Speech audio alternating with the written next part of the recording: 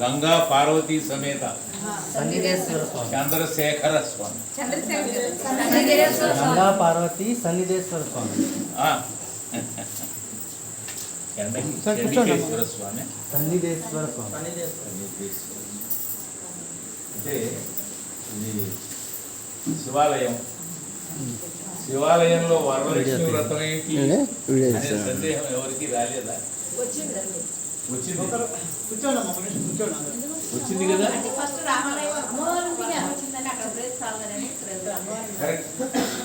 ఇప్పుడు మనం ఇక్కడ చేయటంలో తప్పని నేను అంటల్లా, కానీ ఎవరైనా మీ పక్క వాళ్ళు అడుగుతారు, ఇది చేసిందేమో శివాలయమును పూజ ఏమో వరలక్ష్మి వ్రతమా. ఎవరు అవగాహన లేని హిందూ ధర్మానికి వ్యతిరేకులైన వ్యక్తులు మన పక్కనే ఉన్నారు. అది అనుక్షణం గుర్తుపెట్టుకోవాలి. కాబట్టి దానికి మనం సమాధానం చెప్పగలిగిన అవగాహన ఉండాలి. అంటే కూర్చోండి. మీరు ఇంటి పనులు ఏమన్నా తొందరగా ఉంటే నేనేం చెప్పలేదు. దయచేసి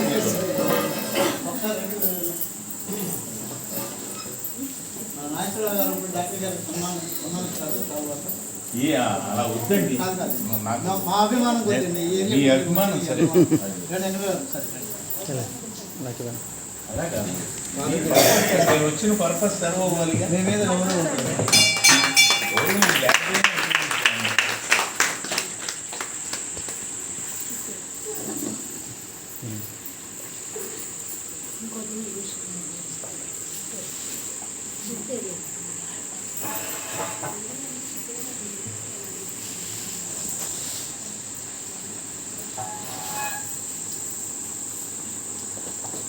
నా పేరు డాక్టర్ ధన్వంతరి.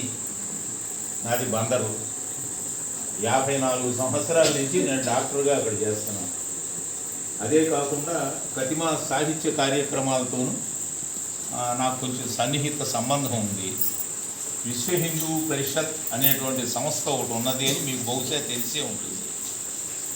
ఇది దానికి నేను దాదాపు 24 సంవత్సరాల నుంచి ఈ జిల్లా అధ్యక్షుడిగా ఉన్నాను. ఈ మధ్యనే మన బోరగడ్డ శ్రీనాథ్ నాకు చాలా అనుభవాడు, అతను ఉంటానంటే సరే అతనికి అప్పగించి నేనేదో సెంట్రల్ కమిటీకి వెళ్ళాను. నా గురించి నేను చెప్పుకోవటం కాదు, నేనెవరో తెలియాలిగా మీకు.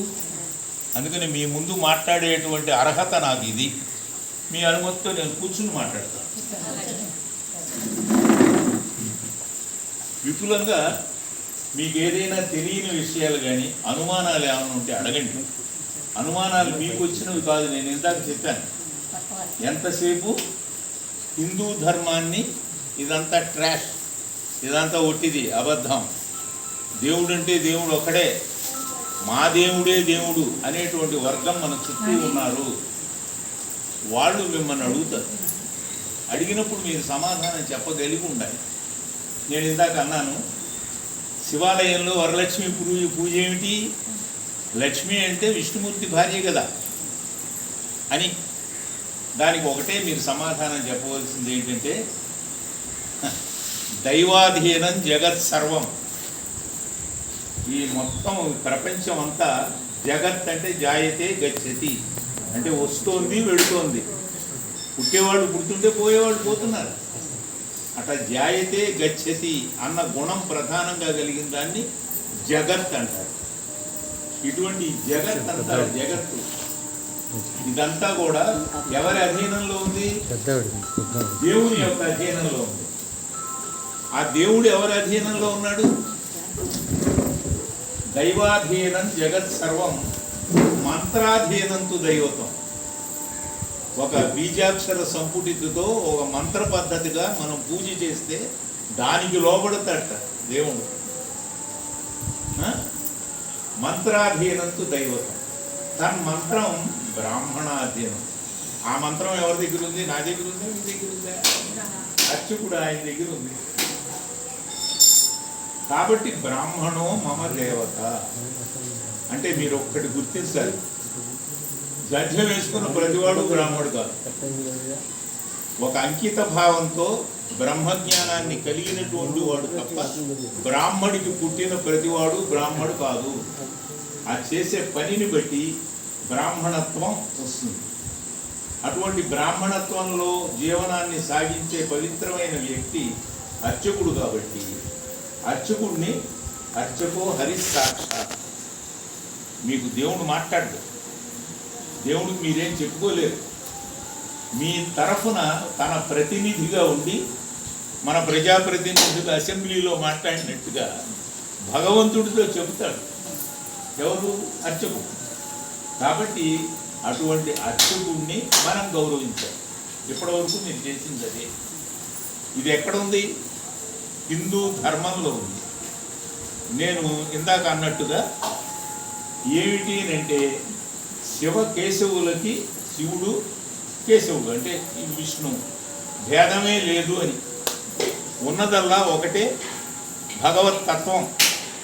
అంటే మనందరికన్నా ఎక్కువైంది, మనకు అర్థం కానిది. ప్రతిదాన్ని ఇలా నడు అని చెప్పి నడిపించేది ఒక అదృశ్యమైనటువంటి శక్తి ఉన్నది. అది ఎక్కడుంది? విశ్వం అంతా వ్యాపించుంది. ఆ శక్తి ఏ రూపంలో ఉంది?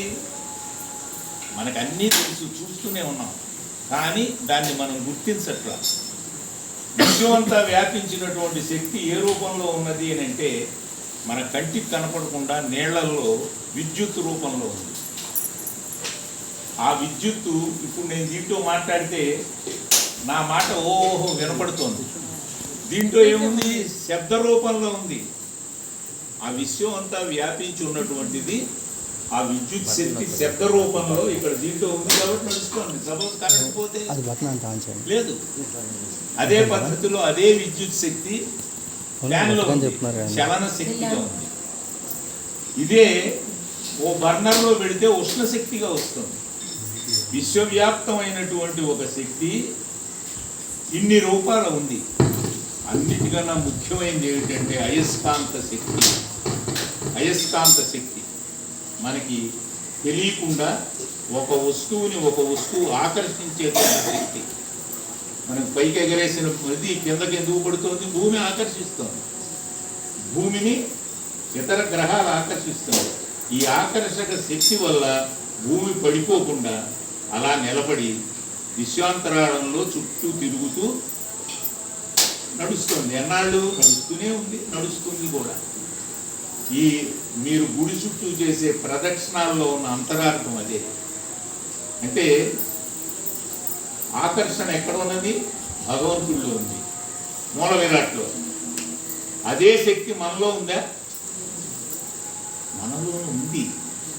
విశ్వాంతరాళంలో వ్యాపించి ఉన్నటువంటి విశ్వశక్తి, దీన్నే భగవంతుడు అని అంటారు.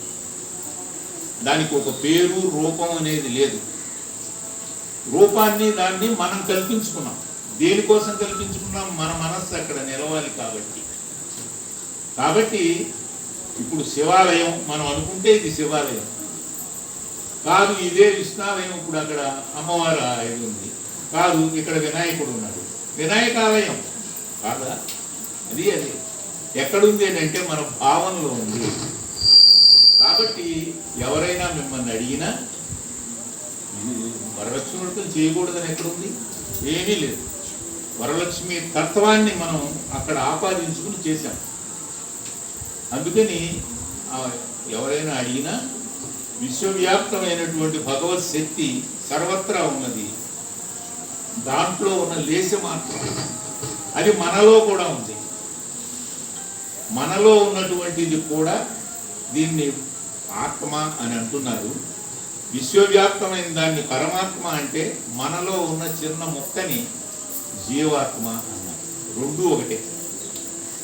ఈ జీవాత్మ పరమాత్మకి అనుసంధానం అవ్వటానికే కలవటం. ఈ కలపటానికే సన్మార్గంలో జీవన విధానం ఉండాలి. ఆ జీవన విధానాన్నే మతం అని అన్నారు. సంస్కృతి మతం ఇట్లా ఒక్కొక్క చోట ఒక్కొక్క ప్రదేశంలో ఒక్కొక్క రకమైన జీవన విధానం ఉంటుంది. దేశం అంతా ఒకే రకం ఉండదు. ప్రాంతాన్ని బట్టి జీవన విధానం మారుతుంది. ఆ మారిన జీవన విధానానికి ఒక పేరు పెట్టుకుంటారు. దాన్ని మతం అని అన్నారు. కానీ ప్రపంచంలో ఉన్నటువంటి సంస్కృతి జీవన విధానాలన్నింటిలోకి హిందూ జీవన విధానం చాలా గొప్పది, చాలా గొప్పది అని ఎవరున్నారు? మనం కాదు, ప్రపంచ దేశాలన్నీ ఏకోన్ముఖంగా ఒప్పుకున్నాయి. ఎందుకని? హిందూ ధర్మం, హిందూ మతం అని అనకండి ఎక్కడ. మనది మతం కాదు, ధర్మం. దీన్నే సనాతన ధర్మం అంటారు.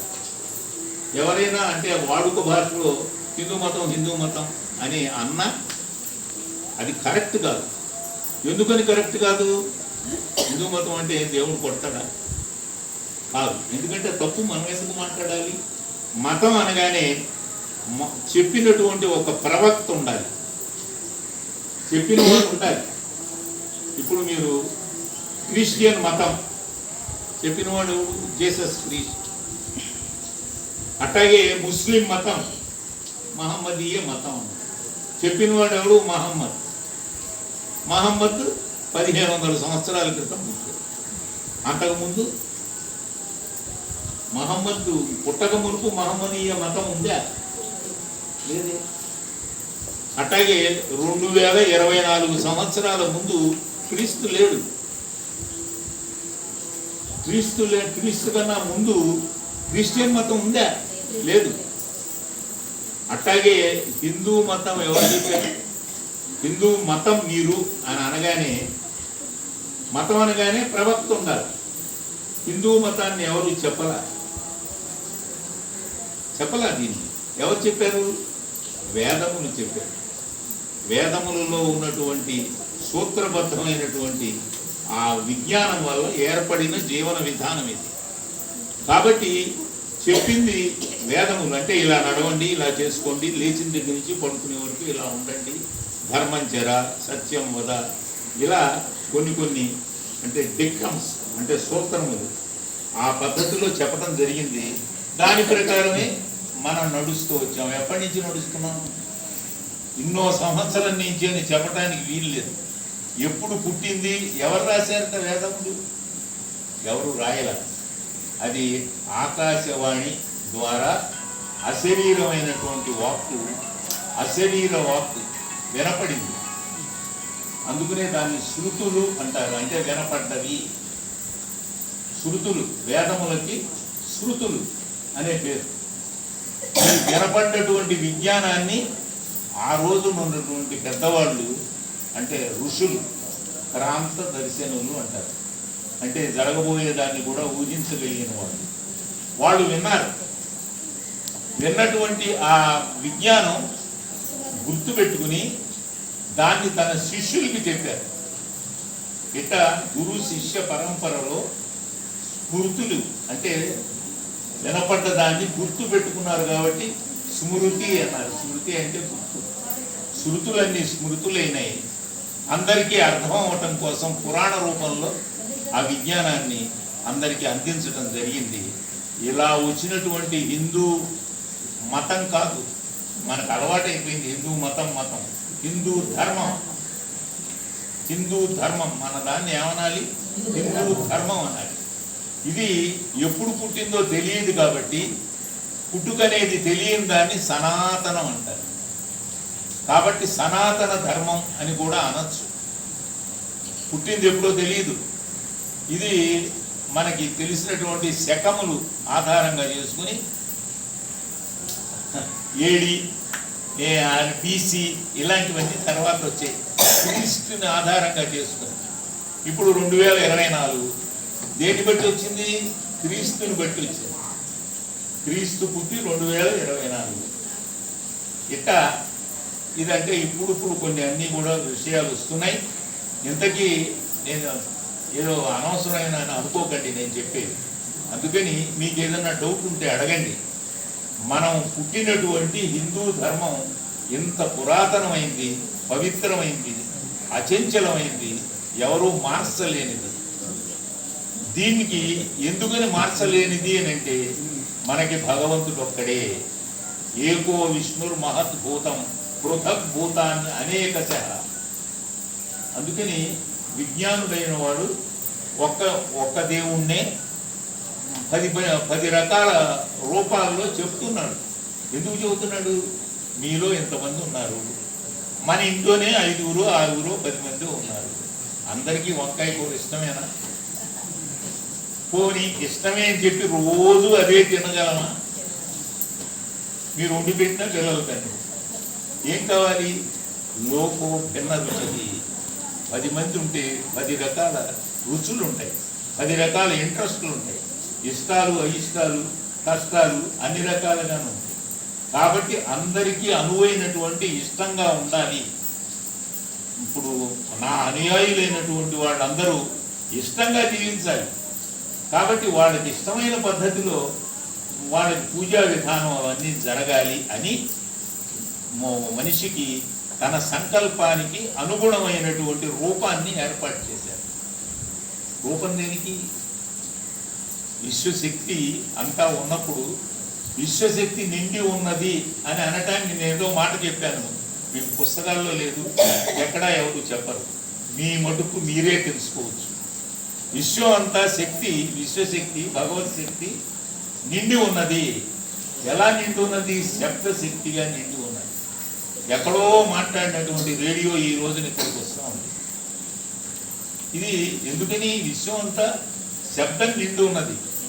దానికి తార్కాణం మరేమీ కాదు. ఒక ఖాళీ చెంబో ఏదో ఒకటి చెవు మూసుకోండి, మీ చెయ్యి అయినా సరే ఈ చెవు మూసుకుని ఈ చెవు అంటే ఈ ఖాళీ దోసి బిడ్డ పెట్టుకోండి, మీకే వినపడుతుంది. ఏమిటి వినపడేది? ఓంకారం. విశ్వం అంతా ఓంకారం నిండి ఉన్నది. ఆ శబ్దశక్తిగా ఓంకారం నిండి ఉన్నది. విశ్వం అంతా నిండి ఉన్నటువంటి ఈ శక్తి భగవత్ శక్తి. దాన్ని నువ్వు ఆరాధించాలంటే నీ మనస్సు అక్కడ నిలబడాలి. మనస్సు నిలబడాలని అంటే ఒక రూపం ఉండాలి, నీ ఇష్టమైన రూపం ఉండాలి. అందుకని నాకు చక్కగా అలంకరించుకున్నటువంటి భగవంతుడు చక్కగా అలంకరించుకుని భూషణాలతో ఉండాలి అనుకుంటే అలంకార ప్రియో విష్ణు. ఆ విష్ణు విష్ణాయితే ఇది, విశ్వం అంతా వ్యాపించిన వాడు విష్ణు. ఆయన ఎట్టా ఉంటాడు? నీకు తెలుసు. శాంతాకారం, భుజగశయనం, పద్మనాభం. ఆయన ఎలా ఉంటాడో దానికి ఒక శ్లోకం ఏర్పాటు చేయడం, దాన్ని బట్టి రూపం ఏర్పాటు చేశారు. అదేవిధంగా శివుడు అంటే నాకు ఈ అలంకారాలన్నీ పనికిరావండి. దేవుడు అంటే ఏ రకమైన డాంబికం లేకుండా చక్కగా త్యాగమూర్తిగా ఉండాలి, యోగమూర్తిగా ఉండాలి అని అనుకునే వాళ్ళు ఉంటారు. అట్లా ఇష్టం వాళ్ళకి శివరూపం. స్వశ్రేయస శివో భద్ర కళ్యాణం మంగళం శుభం. శివుడు అంటే మంగళము అంటే శుభములు చేసేవాడు శివుడు. శం కరోతి శంకర.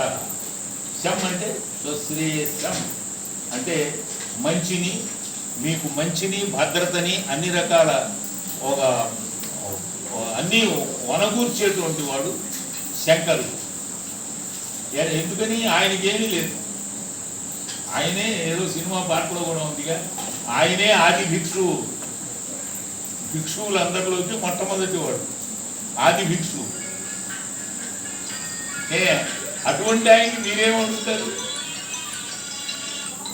బాబు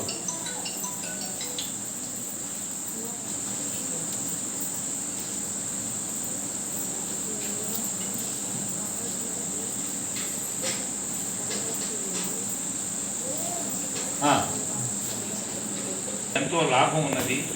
హిందూ ధర్మం అంటే ఏమిటో, మనం హిందూ ధర్మంలో పుట్టడమే ఒక అదృష్టంగా భావించాలి. దీంట్లో ఇంకొక విషయం, కాలాంతరంలో ఏమైందంటే దీంట్లో లేనటువంటి కొన్ని దుష్టపు ఆలోచనలు 10 మంది చేరి వాళ్ళ సౌకర్యం కోసం ఏదో ఏర్పాటు చేశారు. కులాలు అనేటువంటిది హిందూ ధర్మంలో లేదు. మరి అదేంటండి? బ్రాహ్మణులు, వైశ్యులు, మరి క్షత్రియులు, మరి ఇవన్నీ ఉన్నాయిగా అని అంటే హిందూ ధర్మంలో కుల ప్రసక్తి లేనే లేదు. అంటరానితనం అనేది లేదు. ఈరోజు నేను ఇక్కడ నుండి చెబుతున్నాను, ఉన్నది అని చెప్పి ఎవరన్నా వస్తే రైట్, నేను వాదనకి రెడీ. అంటరానితనం లేదు. అంటరానితనం లేకపోతే ఇదేంటి అంతా ఊరికి అమంగళం అయిపోతుంది కదా అని అంటే, నువ్వు మడిగట్టుకుని పూజా కార్యక్రమాల్లో ఉన్నప్పుడు నీ యొక్క పూజా గృహంలో ఆ గడప లోపలే నీ యొక్క అంటరానితనం. గడప బయటికి వచ్చిన తర్వాత నలుగురితో నువ్వు మెలక్క తప్పదు. మనిషి సంఘజీవి, ముట్టుకుంటేనే ఏదో చెడిపోతాడు అని అనుకోవట్లా. ఇప్పుడు ఈ ఆచార్య స్వామి ఉన్నాడు అర్చకుడు, ఆయన పొద్దున్న లేచి నుంచి రాత్రి వరకు అదే మడితో అదే పద్ధతిలో ఉంటే ఆయన ఇంకోళ్ళని ముట్టుకోకూడదు. ముట్టుకుంటే ఏమవుతుందిట? ప్రతి మనిషిలోనూ కరెంట్ ఉన్నది. ఈ కరెంటు పూజ వల్ల పెరుగుతుంది. మనం ఇందాక అనుకున్న ఆకర్షక శక్తి పూజ చేయటం వల్ల, భగవంతుడికి పూజ చేయటం వల్ల, ఆయన ఆ అర్చనా విధానం వల్ల భగవంతుడిలో అయస్కాంత శక్తి పెరుగుతుంది. ఆయనకి నువ్వు ప్రదక్షిణాలు చేయటం వల్ల నువ్వు జాతి అవుతావు. నీది కూడా ఒక చిన్న అయస్కాంతమేగా. ఆ ప్రదక్షిణ వల్ల ఆ పెద్ద అయస్కాంతంలో ఉన్న శక్తిని నీకు ఏర్పడుతుంది. ప్రదక్షిణాలు చేయటంలో ఉద్దేశం అది. ప్రదక్షిణ ఇలాగే చేయాలి అని కొన్ని నియమాలు ఉన్నాయి. ఇవన్నీ కూడా మీరు ఓపెన్ మైండెడ్గా, అంటే తెలుసుకోవాలి అనేటువంటి పద్ధతిలో ఆలోచించినప్పుడు తప్పనిసరిగా ఇవన్నీ ఏది సత్యములే, యథార్థ సత్యములు. ఇవి మీకు ఎప్పుడు తెలుస్తుంది? ఎవరన్నా తెలిసిన వాళ్ళు చెబితే తెలుస్తుంది. కాబట్టి తెలుసుకునేటువంటి కోరిక మీకు ఉండాలి, తెలుసుకునే అవకాశం ఉండాలి. కాబట్టి చెప్పేటువంటి వాళ్ళు కూడా చెప్పాలి. ఈ చెప్పటానికి హిందూ ధర్మంలో మొట్టమొదటి ఏంటి అంటే దేవాలయాలు, ఆ తర్వాత విద్యాలయాలు, ఆ తర్వాత గ్రంథాలయాలు. హిందూ ధర్మం దేని మీద ఆధారపడి ఉందంటే దేవాలయ వ్యవస్థ మీద ఆధారపడి. దేవాలయ వ్యవస్థలో అర్చకుడు విషయాలు తెలుసుకుని ఉండాలి. ఆయన కేవలం ఏదో శటాలు పెట్టి ఆ తర్వాత ఏదో పూజ చేసి తీర్థం ఇచ్చి దానివల్ల మీ శరీరం పవిత్రం అవుతుంది, మనస్సును పవిత్రం చేయాల్సిన బాధ్యత కూడా ఆయనకి ఉన్నది. ఎలా చేయాలి? విషయాలు చెప్పాలి. మీ పూజ అంటే ఏంటి, ఎందుకు ఇట్లా చేస్తున్నారు, ఇలాంటివన్నీ ఇప్పుడు కాదు చెప్పాల్సింది. ఎప్పుడైనా మీరు వచ్చి అడిగితే ఆయన చెప్పాలి.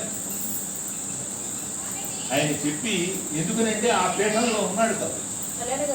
దేవాలయ వ్యవస్థ దాని యొక్క బాధ్యత భాగం ఇలాంటివన్నీ ఉన్నాయి కాబట్టి దీన్ని కొనసాగించాలని ప్రతి వాళ్ళు పొద్దున్న లేచిన దగ్గర నుంచి సాయంకాలం లోపల రోజు దేవాలయానికి రావటం అంటే కష్టం. అందుకని ఏదో ఒక రోజు పెట్టుకోండి, వారానికి ఒక రోజు 2 రోజులు తప్పనిసరిగా దేవాలయాన్ని రావాలి. ప్రదక్షిణాలు చేసి మీలో తగ్గిన అయస్కాంత శక్తిని ప్రదక్షిణాల ద్వారా మళ్ళా రీఛార్జ్ చేసుకోండి. భగవంతుని యొక్క తీర్థ ప్రసాదాలు తీసుకోండి. ఇలా దీనివల్ల హిందూ ధర్మాన్ని పరిరక్షించండి. లేనిపోని అనవసరమైనటువంటి అపనమ్మకాల్ని చేయొద్దు. ఏంటి దూరం దూరంగా ఉంది అని నేనేదో మడి కట్టుకున్నాను, ఇట్లాంటివన్నీ లేవు. మడి ఎక్కడ ఆరేసి తడిపి ఉతికి ఆరేసిన బట్ట కట్టుకున్నంత మాత్రంతో మడి కాదు, మనస్సులో మడి ఉండాలి. అందుకని పవిత్ర భావంలో ఉండాలి. ఈ ఆరేసిన బట్ట కట్టుకున్నందువల్ల శుభ్రత ఉంటుంది, క్లీన్లీనెస్. కాబట్టి అంతే తప్ప లేనిపోని ఆచారాలు, దురాచారాలు అన్నారు వాటిని, అవి కాకుండా అవసరమైన ఆచారాలని సంపత్తిని పెంచుకుని చక్కగా 10 మంది కలిసి ఉండాలి. హిందూ ధర్మం ఎప్పుడూ కూడా కలిసి ఉండమనే చెప్తుంది తప్ప విడిపో, నువ్వేదో ఊరు బయట ఉండు అని మధ్యలో వచ్చినటువంటి మధ్యయుగంలో తెలిసి తెలియని వాళ్ళు ఏర్పాటు చేసినటువంటి ఇది ఈ రోజున హిందూ ధర్మానికి పెద్ద హాని చేస్తున్నాయి. మనకి ఫతిమా మతస్థులు వచ్చి మతాంతరీకరణలు చేస్తున్నారు. చేసినప్పుడు వాళ్ళు అడుగుతున్నారు, పో అసంటకి పో, ఊరు దాటిపో, నువ్వు ఈ బావిలో నీళ్లు నువ్వు తీసుకోవడానికి వీల్లేదు అని పోని మీరు అంటుంటే రా అని కేకేస్తున్నారు వాళ్ళు. మరి మేము ఎందుకు ఎడకూడదటేపు అని మతాంతరీకరణ చేసే వాళ్ళ వైపు ఆకర్షితులవుతున్నారండి. తెలిసి తెలియక అజ్ఞానంతో హిందువులు తన వాళ్ళనే దూరం చేసుకుంటున్నారు కాబట్టి అందుకని అట్లా దూరం చేసుకోవద్దు, అందరినీ కలుపుకోండి. మతం మారాలి అని అనుకునే వాళ్ళు ఎవరైనా ఉంటే నీకు వచ్చిన కష్టమేమిటి, దీంట్లో లేనిదేమిటి, దాంట్లో కొత్తగా ఉన్నదేమిటి అనేది తెలుసుకోండి. వాళ్ళు ఏదో చెబుతారు, చెప్పి వస్తుతః పుటకతోనే నువ్వు పాపివి, ఆ పాపములన్నీ భగవంతుడు మోస్తాడు, నిన్ను పరిశుద్ధం చేస్తాడు అని చెప్పి క్రిస్టియన్స్ చెప్తారు. ఎవడైనా సరే తెలిసి చేసిన పాపాన్ని అనుభవించక తప్పదు. ఏ కోర్టు చెబుతుందండి తప్పు చేస్తే కోర్టు శిక్ష ఇలా? అందుకని అట్ట ఇది పద్ధతి ప్రకారం నడిచినటువంటి హిందూ ధర్మాన్ని కరెక్ట్గా తెలుసుకోండి. తెలియజెప్పవలసిన బాధ్యత అర్చకుడిది, పీఠాధిపతుడిది. కాబట్టి మీరు తెలుసుకోండి. ఇటువంటి హిందూ ధర్మాన్ని ఒకప్పుడు ముస్లిమ్స్ 800 సంవత్సరాలు పరిపాలించారు. మనని ఆ రోజున మనంగా బతకల, మనకి తెలియదు. ఆ తర్వాత ఏదో స్వతంత్రం వచ్చింది, వాళ్ళు వీళ్ళు వచ్చారు, సంస్కరించారు. ఈ రోజున మనం ఇలా బతుకుతున్నాం. కానీ 60 సంవత్సరాల క్రితం వచ్చినటువంటి ఆ రక్షణ చెయ్యాలి అన్న దాంతో విశ్వ హిందూ పరిషత్ అని పెద్దలు అందరూ స్థాపించారు. స్థాపించి 60 ఏళ్ళు అయింది. ఈ మళ్ళా 60 ఏళ్ళకి అటువంటి ప్రమాదమే మళ్ళా వస్తుంది. ఒకవైపు ముస్లిమ్స్, ఒకవైపు క్రిస్టియన్స్ ఈ హిందూ ధర్మాన్ని కబళించాలి. కబళించి ఏం చేస్తారు? దేశం విభజిస్తారు. 47 ముందు లేనటువంటి పాకిస్తాన్ 1947 తర్వాత ఎట్టా వచ్చింది? ముస్లిమ్స్ ఎక్కువ ఉన్నారు కాబట్టి ఎక్కువ ఉన్న ప్రాంతాన్ని ఒక దేశం కింద పరిణమించేశారు. కాబట్టి అట్టాగే మెజారిటీ పెరిగిన మర్నాడు ఇప్పుడున్న మన దేశం కూడా క్రీస్తు స్థానం కింద మారబోతుంది. అట్లా మారటానికే ప్రయత్నం. మతం మారే ప్రతి వాళ్ళకి ఆ ప్రమాదం ఉన్నదేని తెలియట్లా. ఇంకా పైగా మారితే మటుకేముందండి, దేశం మారితే మారుతుంది, మనం ఇట్లాగే బతుకుతాంగా. ఎప్పుడూ కాదు. పక్కనున్న బంగ్లాదేశ్లో హిందువులు అనుభవించే ఘోరాలు చూడండి. అట్లాగే హిందూ దేశం కానటువంటి ఇస్లాం దేశంలో హిందువులు ఎలా బతుకుతున్నారు? పాకిస్తాన్లో హిందువులు నీ ఇంట్లో నువ్వు ఉండటానికి వీల్లేదు. నువ్వు బతకవలసిన విధానం వాడు చెబుతాడు, అట్టాగే ఉండాలి. మన ఇంట్లో పక్కవాడి ఇంటి పెత్తనం ఇంటి అట్టా మనం ఉండగలమా? అటువంటి దుర్భరమైన స్థితి ఈ మత మార్పిడుల వల్ల రాబోతోంది. స్వతంత్రం మనకి 40 ఏళ్ళలో స్వతంత్రం వచ్చినప్పుడు మనం 100కి 80 మంది హిందువులు, 20 మంది క్రిస్టియన్స్ వాళ్ళు కలిపి. మరి ఈ రోజున 70కి దిగిపోయాం. ఎందుకని? మనం జనాభా నియంత్రణ విషయంలో ఒకళ్ళు లేక ఇద్దరు, వాడికి 4 భార్యలు ఉంటారు, 10 మంది పిల్లలు ఉంటారు. పోషించాల్సిన బాధ్యత అతనికి లేదు. ఎక్కడ సుత్తి కొట్టేవాళ్ళు, సైకిళ్ళు బాగు చేసేవాళ్ళు, బట్టలు కుట్టేవాళ్ళు అందరూ సాగిపోయారు. ఎందుకని? కార్మిక వర్గాన్ని ఆధారంగా చేసుకుని బతుకుతున్నారు ఎలాగోలా. కాబట్టి ఇవన్నీ ఈ మత మార్పిడుల్ని మీరు నియంత్రించాలి అని అన్నప్పుడు ఎందుకు వచ్చిన గోళ్ళే మనకి ఈ మత మార్పిడులు అని కొంతమంది నెమ్మదిగా సర్దుకోవచ్చు. అందుకని దాన్ని చక్కగా అర్థం చేసుకోండి. ఇది మన బాధ్యత కింద తీసుకోండి. ప్రతి హిందువు కూడా ఇది మన బాధ్యత, ధర్మాన్ని రక్షించవలసిన బాధ్యత అని అనుకోండి. ఇది పవిత్రమైన బాధ్యత, భగవంతుడు మెచ్చేటువంటి బాధ్యత. ముస్లింలలో ఏమిటో తెలిసిన, అల్లా చెప్పినట్టు వినకపోతే వినని వాళ్ళని, ఆయన చెప్పిన రాసిన ఖురాన్ని ఒప్పుకోని వాళ్ళని కాఫిర్లు అంటారు. కాఫిర్లను చంపేయండి, అయినా మీకు పాపం లేదు. దాన్ని జిహాద్ అనే పవిత్ర యుద్ధం అని అన్నారు అని వాళ్ళు చెబుతున్నారు. కాబట్టి అటువంటి ప్రమాదాలు మనకి పొంచి ఉన్నాయి.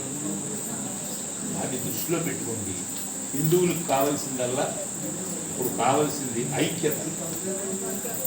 పట్టనితనం అనే జబ్బు హిందువుల్లో ఇప్పుడు ఉన్నది. పట్టనితనం ఏదొచ్చినా అదే పోతుంది అని దేన్ని కూడా లెక్కలో తీసుకోలేని పట్టనితనం. ఆ జబ్బు పోవాలి, లేకపోతే అది మన మిగుతుంది. మన జీవితాలు ఇవన్నీ ఆల్మోస్ట్ అయిపోయినాయి. కానీ ఈ బాధలు పడేటప్పుడు మన పిల్లలు, మనవాళ్ళు, ముని మనవాళ్ళు వాళ్ళు ఘోరాలు చూడబోతారు. మనం చేసేటువంటి పట్టణం, ఈ తప్పిదానికి ఫలితం మన పిల్లలు, మనవాళ్ళు, ముని మనవాళ్ళు. కాబట్టి దీన్ని దృష్టిలో పెట్టుకోండి. ఇటువంటి సమావేశాలు, ఏదో చిన్న సమావేశం జరిగింది ఇప్పుడు. కాబట్టి మీకు రేపు పొద్దున మీ ఇళ్ల పక్క వాళ్ళతోనే కొన్ని ప్రశ్నలు రావాలి. అవి చెప్పడానికి కూడా రెడీ అవ్వండి. అవి హిందూ ధర్మం యొక్క విశిష్టత ఏంటి, మీరు వరలక్ష్మి వ్రతం చేశారు, ఎటువంటి మానసిక ఆనందాన్ని మీరు పొందారు, ప్రతి వాళ్ళు ఎదురుకుండా అన్ని పెట్టుకుని చేశారు. తద్వారా నేనేదో మంచి పని చేశాను అని ఒక ఆనందం. ఈ హిందూ ధర్మం యొక్క ఫలితమే అది ఆనందం, మానసిక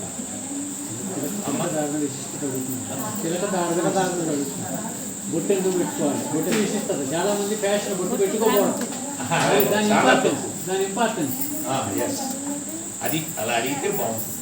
బొట్టు అనేది చాలా ఇంపార్టెంట్. ఆడవాళ్ళకి బొట్టు, మీకు అర్థంలో మీరే చూసుకోండి. బొట్టు పెట్టుకున్నప్పుడు మీ మొహం ఎట్టా ఉంది, బొట్టు పెట్టుకోకుండా ఉన్నప్పుడు మొహం ఎట్టా ఉంది. ఎవరికి వాళ్ళకి. అలా కాకుండా ఆధ్యాత్మికంగా, శాస్త్రపరంగా ప్రతి మనిషికి శరీరంలో 6 చక్రాలు ఉంటాయి.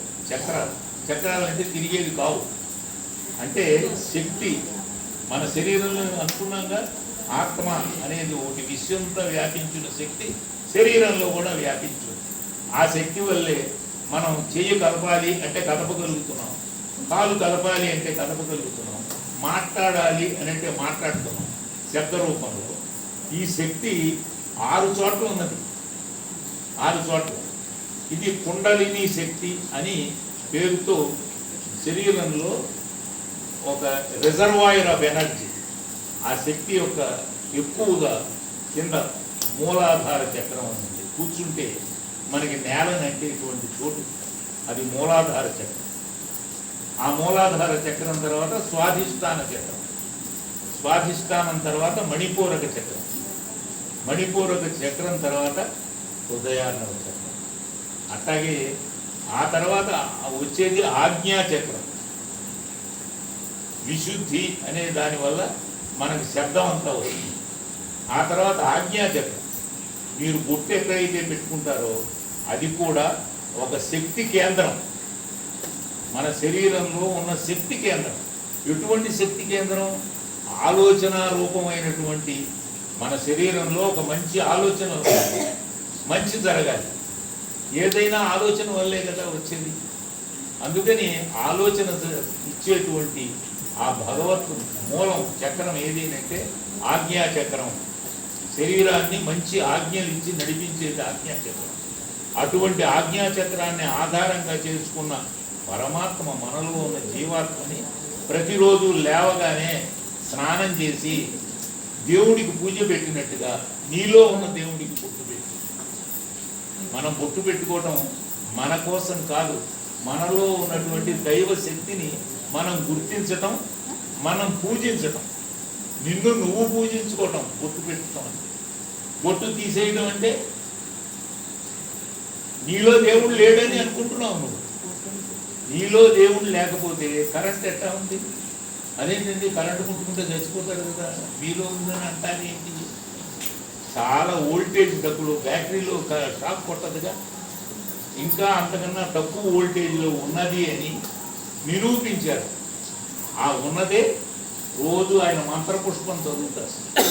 మంత్రపుష్పం యొక్క అర్థమే అది. నీలో దేవుడు ఉన్నాడు, ఎక్కడో అక్కర్లేదు.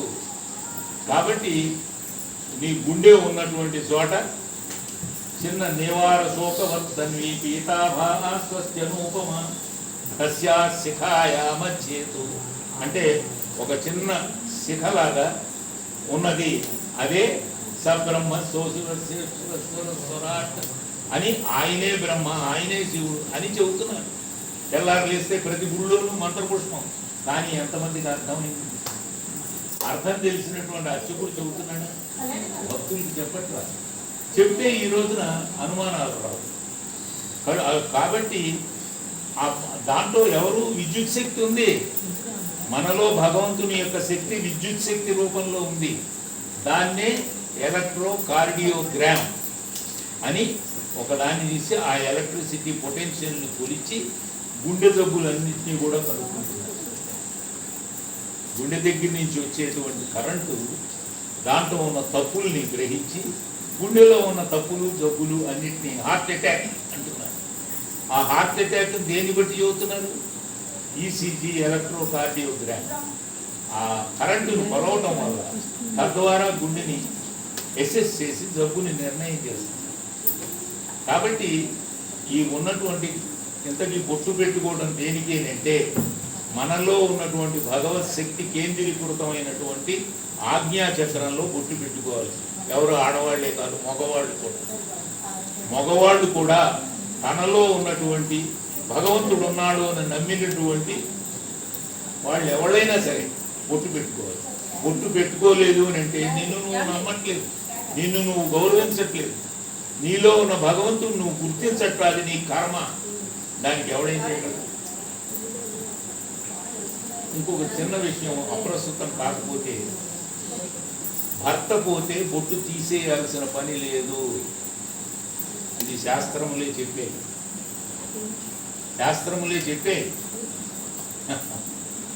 ఉమా శివ సమాస్య అంటే పార్వతీదేవితో సమానంగా ఉమా శివ సమాస్య. పూజనీయ బుద్ధి అంటే జ్ఞానం కలిగిన వాళ్ళతో పూజనీయమైనటువంటి దాన్ని ఎవరు భర్త పోయిన నా గంగయ తస్యాహ ఏం ప్రణీత అంటే గంగ కన్నా తక్కువేం కాదా అని దర్శనీయ దీనభక్తులుగా భర్త పోయి బాధపడుతున్నటువంటి ఆమెని ఆడవాళ్ళే లేనిపోని చండాలం చేసి గాజులు పోగొట్టి ఇవి చేసి ఇవన్నీ ఎక్కడ శాస్త్రంలో చెప్పబడి ఉన్నాయి? శాస్త్రంలో చెప్పబడి లేదు. స్కాంద పురాణంలో మీరు అగస్త్యుడు అనేటువంటి పేరు విని ఉంటారు. మహర్షి అగస్త్యుడు భార్య లోపాముద్ర. అగస్త్యుడు కన్నా లోపాముద్ర చాలా పెద్దది.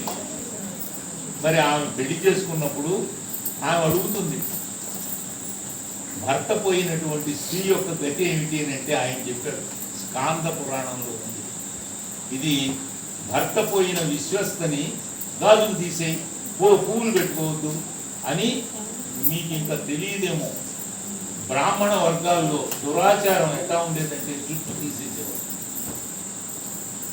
ఇప్పుడు ఎవరు కనపట్టలేదు. మా చిన్నప్పుడు జుట్టు తీసేసిన గోడెమ్మలు బ్రాహ్మణుల్లో కనిపించేవాడు.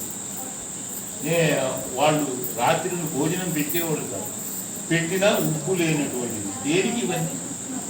ఇటువంటి ఘోరాలు లక్షలాది మంది స్త్రీలు బలైపోయారు దురాచారాలు. ఇదంతా ఎక్కడ జరిగింది? హిందూ ధర్మంలోనే. ఆ హిందూ ధర్మంలో అవగాహన లేక ఆచారం అనేటువంటి పేరుతో శాస్త్రంలో చెప్పబడిన దురాచారాలు ఇది కొన్ని శతాబ్దాల పాటు అట్లా నడిచినాయి. ఈ రోజున విషయాలు తెలుసుకుంటున్నారు, కానీ ఆచరణలో తెలుసుకున్నవన్నీ. కాబట్టి ఇప్పటికే నేను అప్రస్తుతమైన మాటలు మాట్లాడానేమో, ఏమన్నా తప్పులు ఉంటే క్షమించండి. జై శ్రీరామ్ అండి. జై శ్రీరామ్. మన అమూల్యమైన సమయాన్ని కేటాయించి డాక్టర్ గారు మన కోసం రావడం మనందరూ అదృష్టం అండి. డాక్టర్ గారికి నిజమైన సత్కారం ఇవి కాదండి, అసలు ఇవి కాదు. ఆయన ఒక 1000 మందిలో చెప్పగలిగితే ఎంతో మనకు పుణ్యం అమ్మాయి. అది ఆ అదృష్టం మనకు కలిగింది అమ్మాయి. ఎన్నో సంవత్సరాలు తన వయసును కూడా, తన యొక్క బిజీ షెడ్యూల్ కూడా మానుకుని హిందూ ధర్మం అంటే ఎక్కడో వచ్చేస్తారు ఆయన. అంత టైం ఆయన కేటాయిస్తారు హిందుత్వం. కాబట్టి అలాంటి అవకాశం మన సద్భావం మనకు దక్కిందమ్మా. కాబట్టి మనందరి తరఫున డాక్టర్ గారికి ధన్యవాదాలు. ఇలాంటి కార్యక్రమాలు మళ్ళీ హిందూ బంధువులందరం కూడా కలిపి ఉమ్మడిగా చేసుకోవాలి. మీరు విన్నది ఏమైనా ఉంటే 10 మందికి చెప్పండి. ఎందుకంటే ఇక్కడ కార్యనిర్వాహకులు ఈ జరిగింది ఏదో ఇక్కడికే నియమించుకుంటారు, పేపర్లో కూడా పడట్లా. అంటే నా పేరు పేపర్లో పడాలి అని కాదు, మనం మంచి అంత ఇంపార్టెంట్. మంచి చేయటమే కాదు, చేసినట్టు కనపడటం కూడా అంత ఇంపార్టెంట్. మంచి చెయ్యాలి, చేసినట్టు పబ్లిసిటీ కూడా ఉండందే దీని ఫలితం ఉండదు. అలాగే ఆ పని మీరు చేయండి. విన్నటువంటి మీరు, వరలక్ష్మి వ్రతాన్ని చేసుకున్న మీరు ఒక్కొక్కళ్ళు 10 మందికి ఇదిగో నేను ఆ రోజు వ్రతం చేశాను, ఇదిగో నాకు ఈ మంచి జరిగింది అని 10 మందికి చెప్పండి. ఆ పబ్లిసిటీ చెప్పకపోవడం అనేది కూడా హిందువుల్లో ఉన్న లోపం. ఇదే పని క్రిస్టియన్స్ చేస్తున్నారు. వాడు పక్కపక్కకి వెళ్ళి అంతా మాకు ఇది జరిగింది, మతం పుచ్చుకున్న తర్వాత మాకు ఈ లాభం జరిగింది, ఇట్లాంటివన్నీ. కాబట్టి మీరు పబ్లిసిటీ కూడా చేయండి, ధర్మాన్ని రక్షించండి, కలిసి ఉండండి, ఎవరిని ద్వేషించదు. అంటుకోవటం కానీ అట్లాంటి అవేమీ లేవు. కాకపోతే పరిశుభ్రతగా ఉండాలి, అది దాటి అడగకూడదు. దాటి వస్తే చేతికి ఇచ్చేయండి సరిపోతుంది. అది వేరు. మా ఆయన మనలో చేతికి ఇచ్చేయండి సరిపోతుంది. అట్లా ఇంకోసారి వచ్చినప్పుడు మెల్ల వేసుకుని రమ్మని చెప్తే సరిపోతుంది కదా. ఇచ్చేసేయండి. మెల్ల కాదండి, వాళ్ళకి చేతికి ఇస్తే వాళ్ళని వేసుకుని రమ్మని ఏదో చెప్తే రిజిస్టర్